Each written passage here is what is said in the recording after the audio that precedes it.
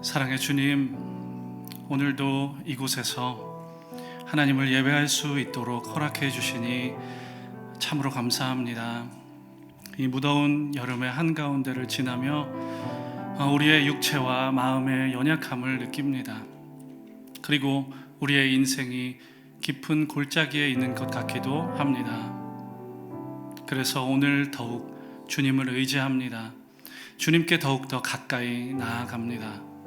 오늘 이 시간 우리를 가장 잘 아시는, 가장 사랑하시는 하나님의 음성이 나의 심령 깊은 곳을 어루만지고 고치시고 새롭게 하심을 경험하게 하여 주시옵소서. 그렇게 행하실 주님을 찬양하오며 우리의 영원한 보호자 되시는 예수 그리스도의 이름으로 간절히 기도드립니다. 아멘. 오늘 우리에게 주시는 하나님의 말씀은 누가복음 18장 9절에서 14절까지의 말씀입니다. 이 말씀을 저와 성도님들이 함께 교독하시겠습니다. 또 자기를 의롭다고 믿고 다른 사람을 멸시하는 자들에게 이 비유로 말씀하시되, 두 사람이 기도하러 성전에 올라가니 하나는 바리새인이요 하나는 세리라. 바리새인은 서서 따로 기도하여 이르되, 하나님이여, 나는 다른 사람들 곧 토색, 불의, 간음을 하는 자들과 같지 아니하고 이 세리와도 같지 아니함을 감사하나이다. 나는 일해에 2번씩 금식하고 또 소득의 11조를 드리나이다 하고, 세리는 멀리 서서 감히 눈을 들어 하늘을 쳐다보지도 못하고 다만 가슴을 치며 이르되, 하나님이여 불쌍히 여기소서, 나는 죄인이로소이다 하였느니라. 내가 너희에게 이르노니 이에 저 바리새인이 아니고 이 사람이 의롭다 하심을 받고 그의 집으로 내려갔느니라. 무릇 자기를 높이는 자는 낮아지고 자기를 낮추는 자는 높아지리라 하시니라. 아멘. 할렐루야. 이곳에서 함께 예배하시는 성도님들을 주님의 이름으로 다시 한번 축복합니다. 주로 저는 찬양하는 자리에서 성도님들을 뵙다가 오늘은 이렇게 말씀을 전하는 자리에 섰는데요. 그래서 조금 어색하기도 하고 한편으로는 새롭고 참 좋습니다. 좌우지간 하나님께서 우리에게 뜻하신 말씀이 오늘 이 자리에서 더함도 없이 빠짐도 없이 선명하게 잘 드러날 수 있기를 주님의 이름으로 간절히 소망합니다. 아멘. 사랑하는 여러분, 벌써 8월 초가 되었습니다. 한 해를 저희가 시작한 지 그렇게 오래된 것 같지도 않은데 벌써 2025년에 한참 뒷부분을 저희는 살아가고 있습니다. 이곳에는 인생을 살아오신 연수가 꽤 비교적 오래되신 분도 계시고요, 그렇지 않은 분도 계십니다. 특별한 경우를 제외하고서는 아마도 저희 모두는 사람이 살면 살아갈수록 시간이 빠르게 흘러간다는 것에 대해서 모두 동의하실 것 같습니다. 우리가 잘 아는 시편 90편 10절에 보면요, 이 시편의 저자는 자신이 체감하는 인생의 속도가 너무 빠른 나머지 이렇게 이야기합니다. 인생이 마치 날아가는 것 같다.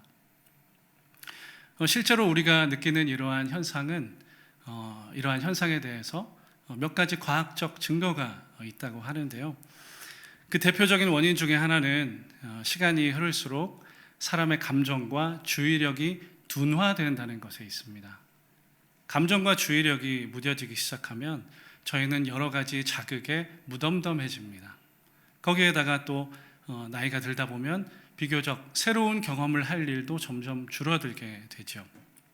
그러다 보면 점점 반복되는 일상과 루틴에 익숙해지면서 사람의 뇌 속에는 기억에 남을 만한 사건들이 점점 줄어들어 간다고 합니다. 그렇게 우리 인간의 뇌는 시간이 흐르고 반복되는 것에서 지루함을 느끼고 점점 흥미를 잃어갑니다. 그렇다면 사람은 얼마나 반복되는 것을 경험할까요? 사람의 인생을 일수로 한번 계산을 해보았습니다. 사람의 평균 수명을 80년으로 잡고 365를 곱해보면 29,220일이 나옵니다. 평균적으로 보았을 때 저희는 반복적으로 하루를 약 3만 번 정도 살게 된다는 것입니다. 설교를 준비하면서 궁금해서 계산을 한번 해봤습니다.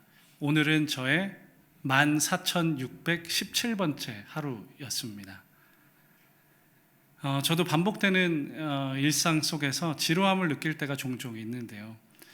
그렇다고 해서 제가 이 반복되는 일상을 벗어나서 일탈을 하는 것 또한 그렇게 현명한 일은 아니라고 생각했습니다.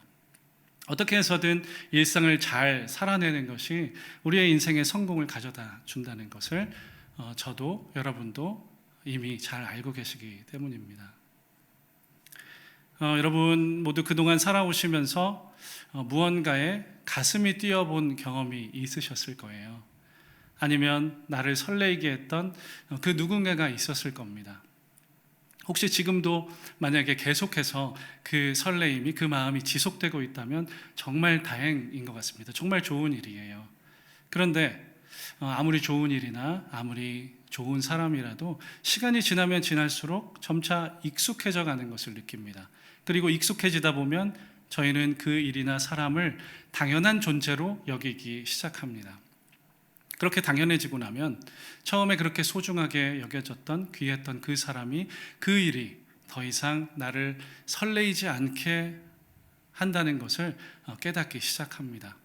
어느새 그 일과 그 사람이 가진 가치를 망각해가는 것입니다. 그러다 보면 저희는 때때로 실수를 할 때도 있습니다. 너무 익숙하고 당연한 나머지 그 일이나 사람을 소홀하게 여기게 되고 함부로 말을 하고 함부로 행동을 할 때도 있습니다. 저희 오대식 담임 목사님께서 근래에 전하셨던 메시지처럼 존중과 존경을 잃어버리기도 하고 이전과는 다르게 계산적이고 냉소적인 태도로 변하게 될 때도 있어요. 그렇게 그래서 상대방에게 이렇게 이야기할 때도 있습니다. 당연히 해줘야지. 이것도 못 해주냐? 그것도 이해 못 해줘? 내가 이 정도 해줬으니까 당신도 당연히 그렇게 해줘야 될 거 아닌가? 라는 그런 이야기를 할 때도 있습니다. 여러분 혹시 이런 말을 누군가에게 근래에 해본 적 있으십니까? 아니면 들어본 적이 있으세요? 혹시 여러분들 중에 갑질을 경험해 보신 분들이 계신지 모르겠습니다. 예를 들어서 사장님과 직원의 경우를 한번 예로 들어본다면 물론 입장차는 조금 상호간에 다소 있을 수가 있는데요. 누가 봐도 갑질인 경우가 종종 있습니다. 회사가 잘 돼야 직원이 잘 될 거 아니냐. 완전히 틀린 말은 아닙니다. 틀린 말이 아니에요. 그런데 대부분 이런 논리로 너무나 당연하다는 듯이 지나치게 많은 업무를 지시한다는 데 문제가 있습니다. 다른 경우도 있습니다. 자영업을 하시는 분들이 저희 주위에도 계실 겁니다. 요새는 그런데 소비자들이 하는 갑질에 대한 기사를 저희는 종종 접하게 됩니다. 손님이 왕이다 라는 말이 있지 않습니까? 내가 돈을 지불했으니까 내가 왕이다. 이렇게 요구하는 것이 당연하다라는 식으로 생각하는 사람들이 분명히 있습니다. 예를 들면은 그런 분들은 한참 먹다 남긴 음식을 다시 돌려주면서 환불을 해달라고 하고요. 악의적인 후기를 올리면서 경영주에게 고의적으로 피해를 입히기도 합니다. 비록 그 고객은 한번 그렇게 한 것일 수 있지만 경영주 입장에서 보면 그런 일들이 한두 번이 아니기 때문에 큰 피해와 마음의 상처를 입게 된다고 합니다. 그리고 모습은 다르지만 정도는 다르지만 가정에서도 그런 일들은 일어납니다. 자식들의 경우에 이렇게 엄마에게 이야기합니다. 엄마 밥 주세요. 엄마 이거 세탁 좀 해주세요. 엄마 이거 해주세요. 그런 말들을 요청할 수는 있습니다. 그러나 당연하다는 시 요구를 합니다. 그래서 어머니들은 이런 생각을 하실 수도 있을 것 같아요. 나는 엄마인가 식모인가 이런 생각을 하신 경험이 있으신지 모르겠습니다. 남편은 어떻습니까? 남편은 가장이니까 당연히 가족을 먹여 살려야죠. 그런데 웬만큼 이상한 남자가 아니라면 그 누가 아무 말 하지 않아도 남편들은 이러한 문제에 있어서 굉장히 큰 심리적 압박을 느끼고 있습니다. 교회 안에서도 그런 상황들이 있지 않습니까? 예수님을 믿고 나서 저희가 교회를 아니면 옮기고 나서 처음에는 사람들이 다 존귀해 보이고 사랑스러워 보였는데 시간이 좀 흐른 뒤에 함께 나눔도 하고 식사도 하고 교제도 하고 이렇게 공동체 생활을 하다 보니까 친숙해지고 익숙해지고 그러다 보니 슬슬 하나둘씩 마음에 안 드는 부분들이 보이기 시작합니다. 그러다 보니까 처음에는 그저 참 아름답게만 보였던 그 지체가 참 답답하고 모난 사람으로 보이기 시작합니다.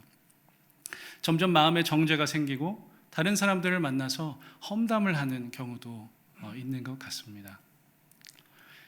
그런데요, 아마도 저희 모두는 처음부터 그런 마음을 가지고 살지는 않았을 거예요. 분명합니다. 우리를 이렇게 만드는 것은 이 반복되는 과정 가운데 인간이 가진 연약함을 통해서 생겨나는 당연함의 문제이지 않을까라는 생각을 해보았습니다. 어느 사회 심리학자가 다음과 같은 세 가지 말을 잘 사용하면 인간관계를 보다 더 잘 이어나갈 수 있다라고 이야기했습니다. 정말 간단한데요. 요 세 가지입니다. 사랑해, 미안해, 고마워. 정말 간단하죠. 여러분 이런 말 자주 혹시 하십니까? 자주 들으십니까? 우리 옆에 계신 분들 보면서 한번 연습해 보겠습니다. 옆에 분들을 바라보시면서 사랑합니다, 미안합니다, 고맙습니다. 한 번 더 해보시겠습니다. 한 번 더. 사랑합니다, 고맙습니다. 저희 높은 데 덕소교회 성도님들 가운데 공동체 가운데 이런 마음과 이런 말들이 충만하게 넘쳐나기를 간절히 소망합니다.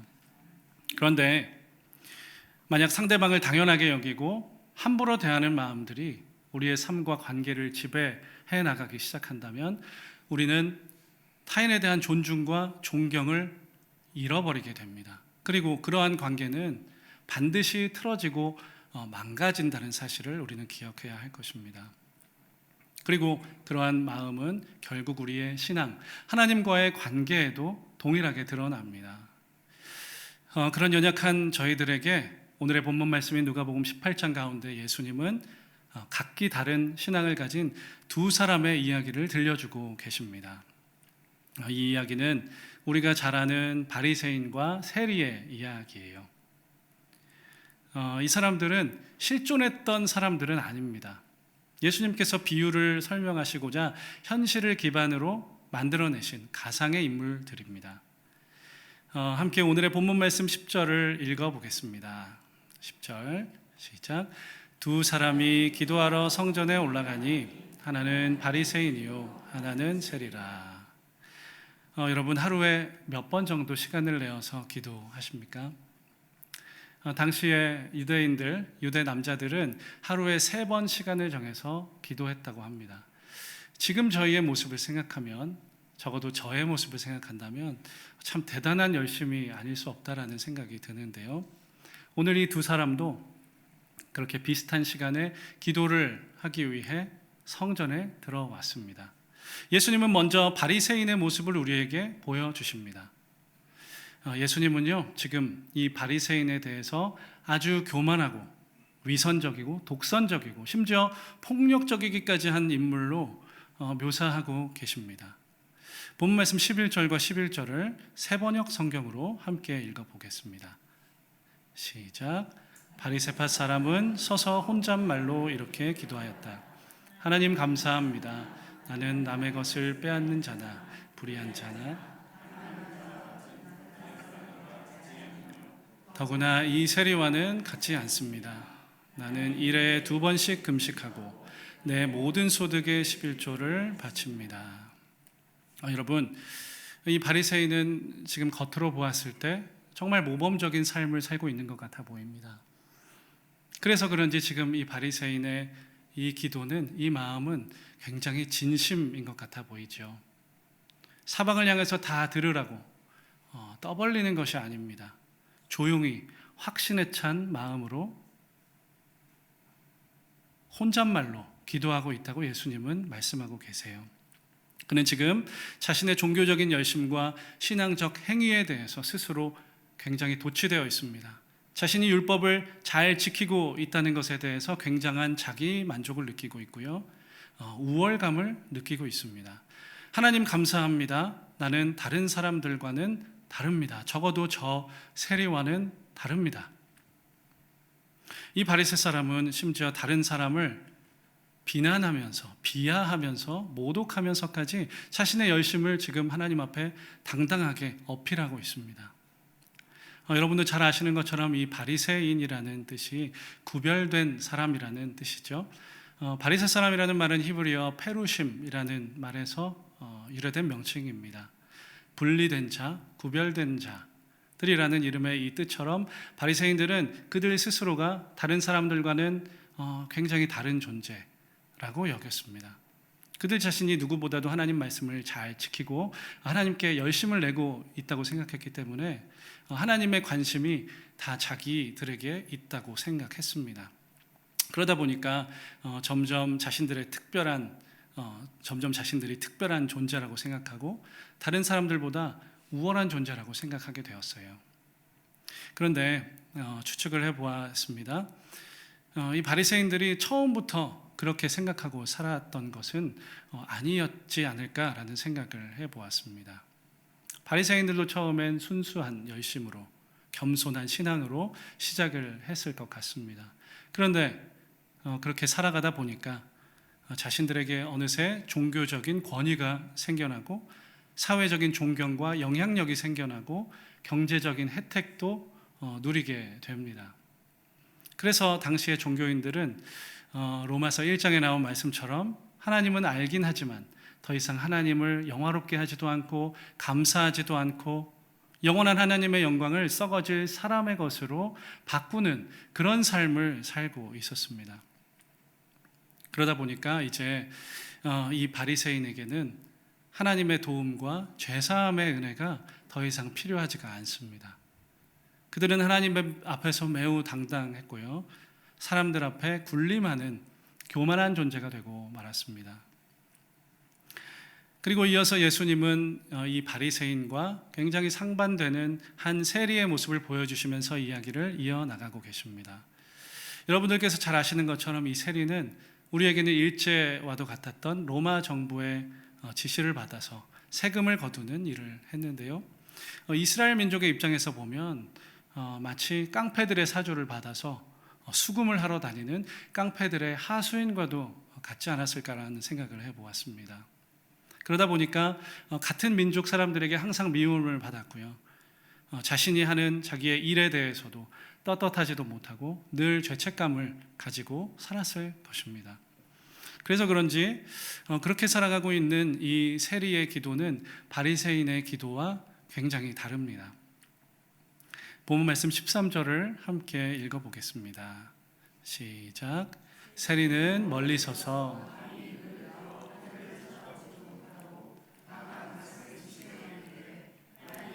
불쌍히 여기소서 나는 죄인이로소이다 하였느니라. 하나님 저를 불쌍히 여겨주세요. 저는 죄인입니다. 세리는 하나님과 사람들 앞에서 이렇게 당당하지 못합니다. 하나님의 시선을 느끼고 있지만 하나님 앞에 자신이 차마 설 수 없는 존재, 당당히 설 수 없는 존재라고 스스로를 여기고 있습니다. 하나님께서 자기의 기도를 들어주시는 것이 이 세리에게는 전혀 당연한 것이 아닙니다. 그래서 세리는 성전 뒤편에 서서 앞으로 나오지도 못하고 고개를 푹 숙이고 가슴을 치며 탄식합니다. 저희도 그러지 않습니까? 답답하고 절망적인 상황이 생기면 가슴을 칩니다. 이 세리는 지금 자신이 죄 많고 부끄러운 존재임을 인식하고 있습니다. 그리고 이러한 자신의 존재를 극복할 방법이 도무지 없어서 절망하고 있지 않았을까요?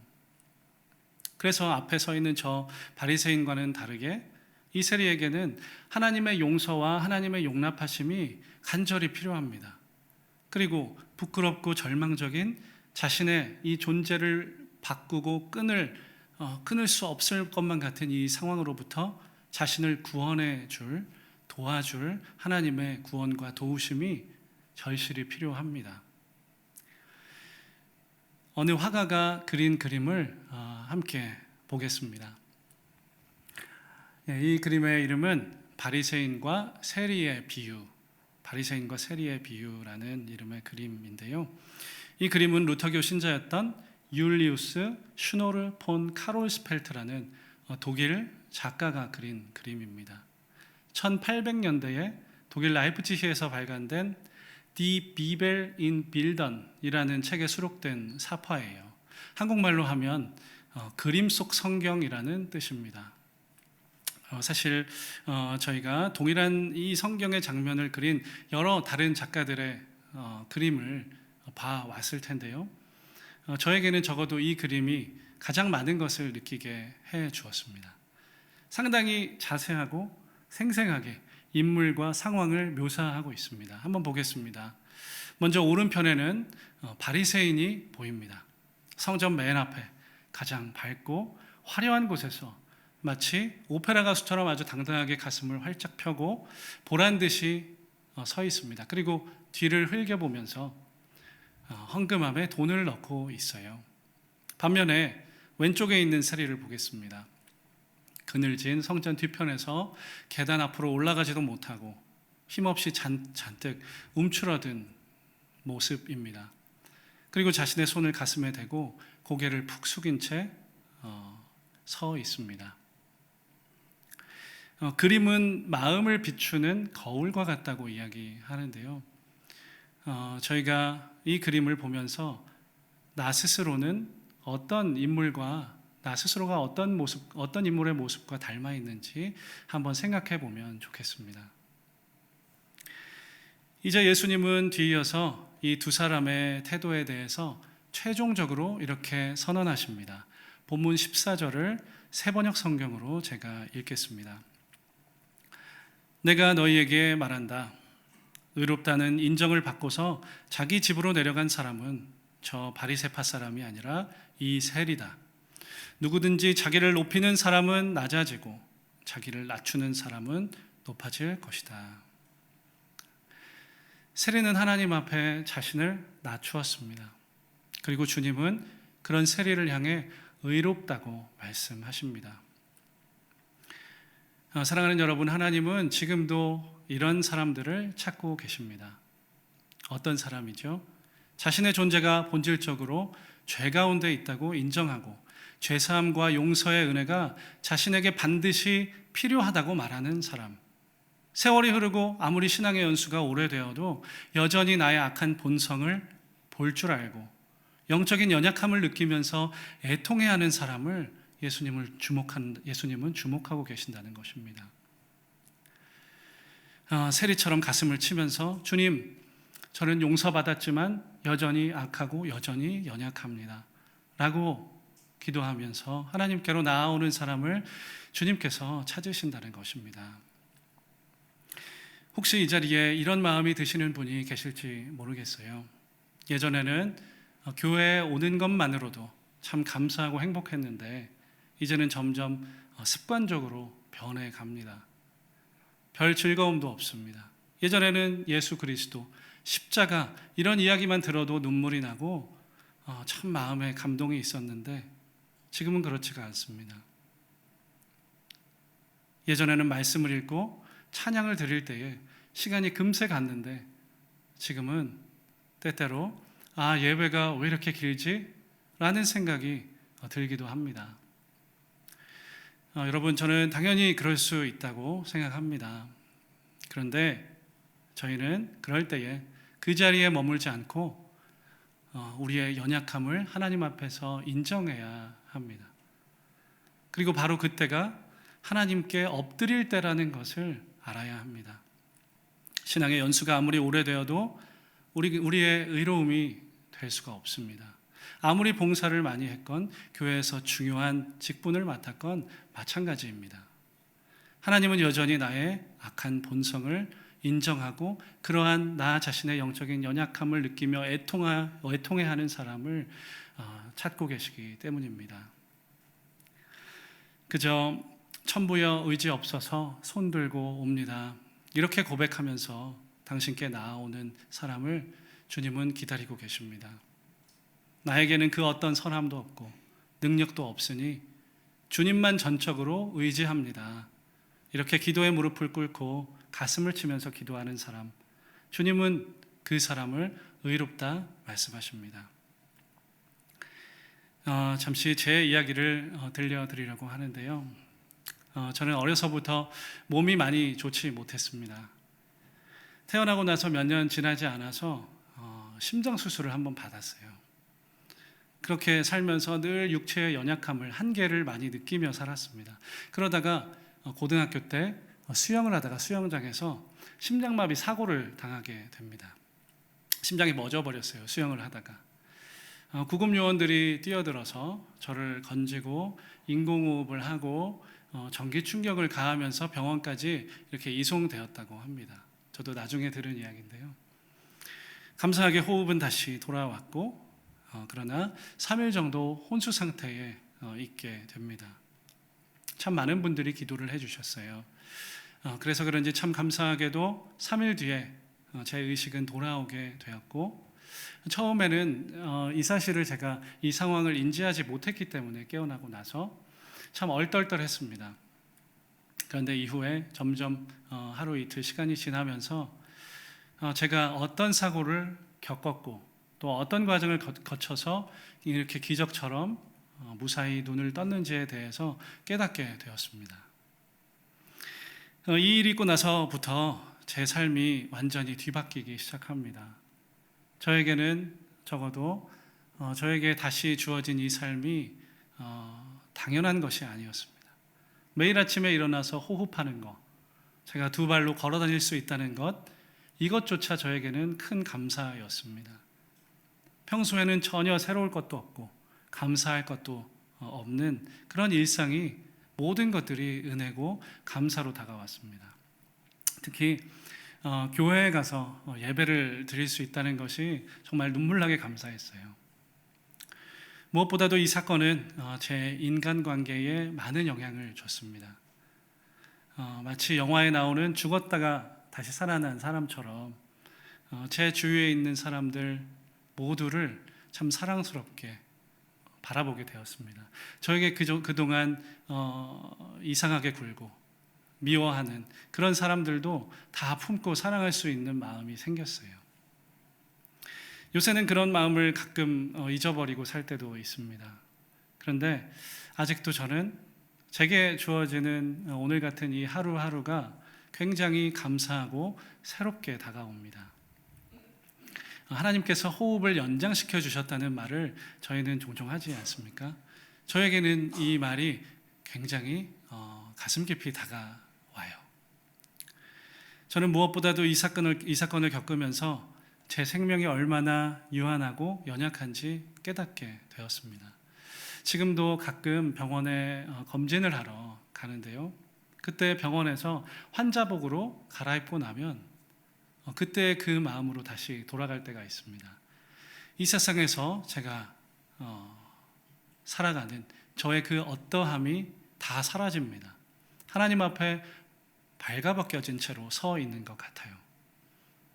그래서 하나님은 그때마다 저에게 세훈아, 너 다시 초심으로 돌아가야 된다. 그때 그 마음으로 돌아가야 한다. 회복해야 한다. 라고 말씀하시는 것 같습니다. 사랑하는 여러분, 하나님은 우리 모두에게 저에게처럼 날마다 순간마다 긍휼과 자비를 베풀고 계십니다. 우리에게 호흡을 허락하시고 삶을 영위할 수 있는 여건을 허락하십니다. 그러나 우리가 그 은혜를 잊고 사는 이유는 계속해서 반복되는 일상 속에서 하나님의 은혜를 당연한 것으로 여기며 살아가기 때문입니다.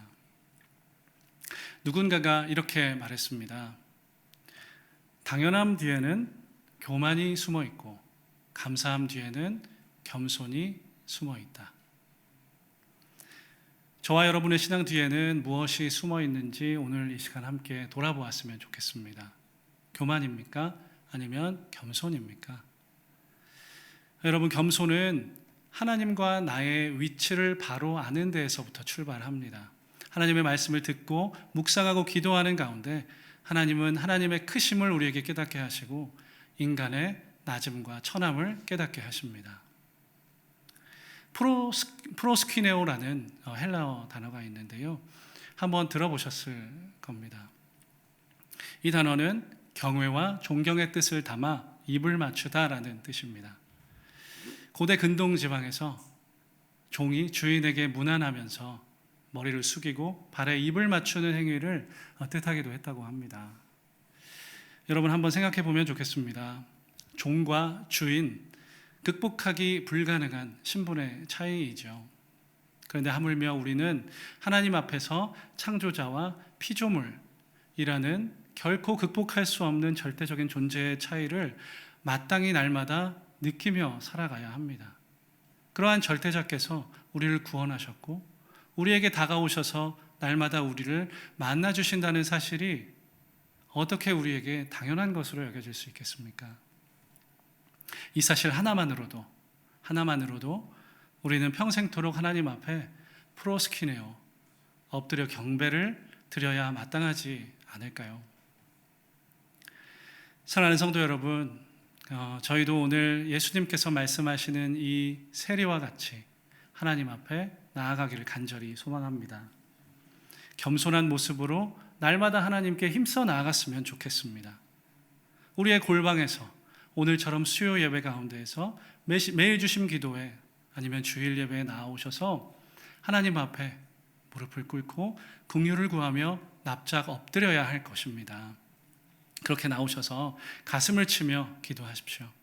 우리의 신앙에 그 어떤 당연함도 교만도 틈타지 않게 해달라고, 타성에 젖은 신앙이 되지 않게 해달라고, 나의 신앙이 이 바리새인처럼 되지 않게 해달라고 간절히 기도했으면 좋겠습니다. 주님, 제가 죄인입니다. 어쩔 수 없는 이 죄인이 하나님의 큰 용서를 받았습니다. 이렇게 하나님 앞에서 날마다 가슴을 치며 우는 저와 여러분의 신앙이 되기를 간절히 소망합니다. 겸손하게 엎드려서 하나님만 의지하는 것, 그것이 주님께서 우리에게 보여주시는 우리의 살 길입니다. 하나님을 향한 사랑이 회복되고 예배의 감격이 그럴 때 우리 안에서 샘솟을 것입니다. 이웃을 사랑하는 마음과 섬김의 즐거움으로 우리의 마음이 가득 차게 될 것입니다. 말씀을 마무리하려고 합니다. 여러분, 오늘 우리에게 주어진 이 하루는 결코 당연하지 않습니다. 우리의 존재를 바꾸어 주신 우리의 믿음과 이 구원 또한 더욱더 그러합니다. 아무런 자격 없는 우리를 그저 하나님의 크신 은혜로 우리를 아들 삼아주시고 딸 삼아주신 하나님의 놀라운 선물이라는 것을 믿으시길 바랍니다. 사랑하는 여러분, 당연함을 버려야 삽니다. 당연함을 버리고 우리의 온 존재로 하나님 앞에 납작 엎드릴 때, 그리고 이웃들 앞에 겸손히 낮아질 때, 우리는 이 세상에서 가장 낮은 곳으로 오신 예수 그리스도의 눈동자를 마주하게 될 것입니다. 그리고 우리를 의롭다 하시는 주님의 음성을 듣게 될 것입니다. 마지막으로 본문 말씀 14절을 함께 읽고 말씀을 마치겠습니다. 함께 읽겠습니다. 내가 너희에게 이르노니 이에 저 바리새인이 아니고 이 사람이 의롭다 하심을 받고 그의 집으로 내려갔느니라. 무릇 자기를 높이는 자는 낮아지고 자기를 낮추는 자는 높아지리라 하시니라. 아멘. 아멘. 이 시간 함께 말씀을 기억하며 함께 믿음의 고백을 주님께 찬양으로 올려드렸으면 좋겠습니다. 주님, 나의 마음을 보시옵소서. 제 마음 속에는 그 어떤 선한 것도 없습니다. 그럼에도 불구하고 주님께서 나를 긍휼히 여겨주시니 주님께 제 삶을 기꺼이 드립니다. 주님의 크신 사랑으로 저를 안아주시고 새롭게 하여 주시옵소서. 주님 마음을 제게 주셔서 주님 닮아가는 삶 살아가게 해 주시옵소서. 세리의 기도를 닮은 이 찬양의 고백을 함께 주님께 드리겠습니다.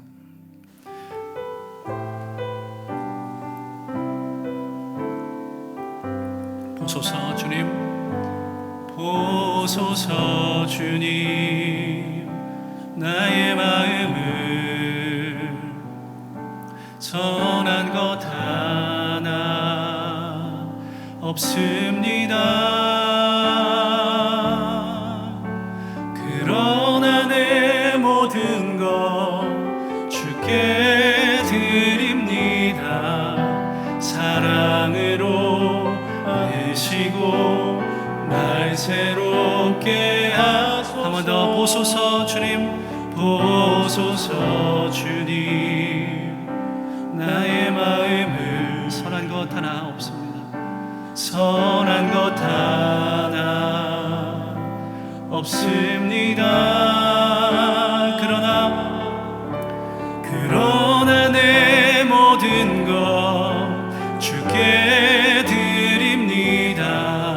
사랑으로 안으시고 날 새롭게 하소서. 주님 마음 내게 주소서.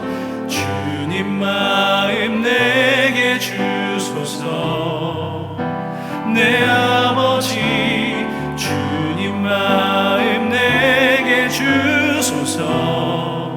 나를 향하신 주님의 뜻이 이루어지도록 주님 마음 내게 주소서. 내게 사랑을 가르치소서. 내게 사랑을 가르치소서. 당신의 마음으로 용서하게 하소서. 주의 성령 내게 채우사 주의 길 가게 하소서. 주님 당신 마음 주소서. 주의 성령 내게 채우사 주의 성령 내게 채우사 주의 길 가게 하소서. 주님 당신 마음 주소서. 주님 마음 내게 주소서. 내 아버지 주님 마음 내게 주소서. 나를 향하신 주님의 뜻이 이루어지도록 주님 마음 내게 주소서.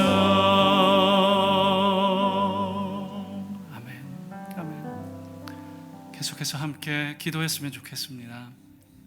우리가 고백한 이 찬양의 가사처럼 주님께 우리의 마음 가운데에는 그 어떤 사람도 없음을 고백해야 하겠습니다. 신앙생활을 해오고 있지만 아무리 생각해도 주님 닮은 구석이 잘 보이지가 않습니다. 말씀처럼 살기를 날마다 다짐해 보지만 잘 되지가 않습니다. 만약 우리의 마음이 그러하다면 주님 앞에 애통한 마음으로 우리도 세리처럼 가슴을 치며 나아갔으면 좋겠습니다. 다른 것을 슬퍼할 것이 아닙니다. 자꾸만 교만해지고 뻣뻣해지는 우리의 이 태도를 주님 앞에 애통해하며 나아갔으면 좋겠습니다. 하나님께서 긍휼히 여겨주시고 도와주시지 않으면 우리의 삶에는 그 어떤 소망도 없다는 것을 다시금 되새기며 기도했으면 좋겠습니다.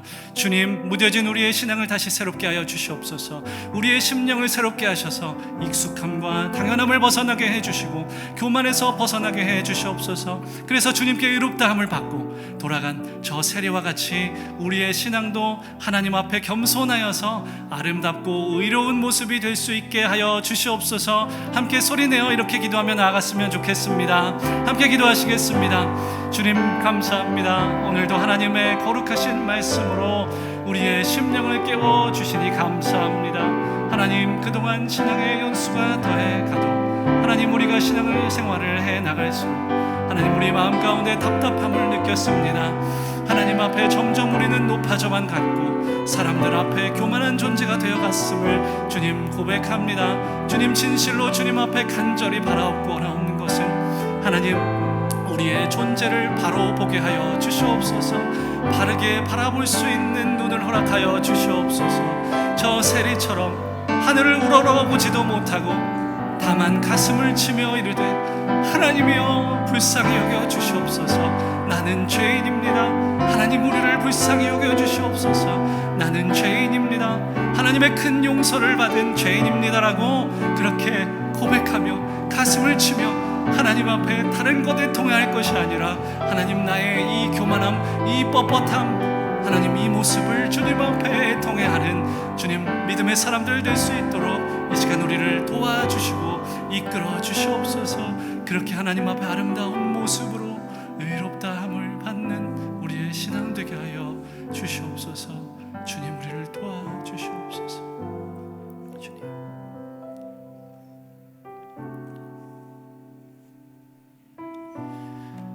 주님, 오늘 이 말씀을 통하여서 저희가 나아가야 할 모습을 보여주시니 감사합니다. 익숙함과 당연함, 이 신앙의 껍데기를 이제는 벗고 교만한 존재에서 겸손한 존재로 다시 주님 앞에 설 수 있도록 인도하여 주시옵소서. 주님, 우리에게는 우리의 연약함을 극복할 힘이 없습니다.